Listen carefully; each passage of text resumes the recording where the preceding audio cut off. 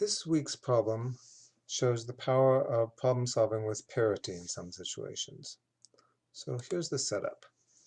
Suppose you had an 8 by 8 grid. It's pretty easy to cover it completely with 1 by 2 rectangles. So you would just have a 1 by 2 rectangle here and another one here. Just 4 across each row covers the whole thing, no problem. The question is, if you move the upper left-hand and lower right-hand corners, can you now cover it with 31 of the 1 by 2 rectangles? It had 64 squares. You're taking out the 2 red ones, so they're not there anymore. Imagine them being eliminated. Now you have 62 squares. So with 62 squares, if you have 31 1 by 2 rectangles, sometimes they're called dominoes, could you cover it? Now this would be an example where if you cut it out and made cardboard cutouts of 1 by 2s and made a physical representation, it would be easy to explore, but you can also do it on paper.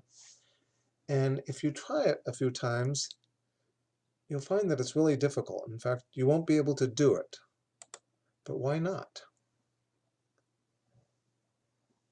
You work on it for a while and you'd say, can't be done. Why not?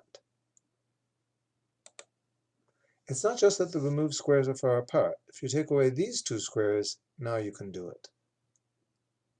So if you take away some pairs of squares, you can cover it with rectangles. If you take away other pairs of squares, you can't.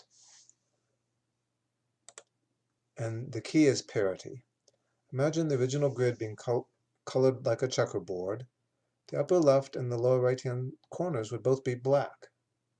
So when you take them away, you now have 32 white squares and only 30 black squares. Originally, you had 32 of each.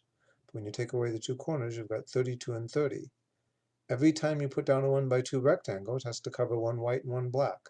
So it's not going to be possible to exactly cover this with 31 of those rectangles.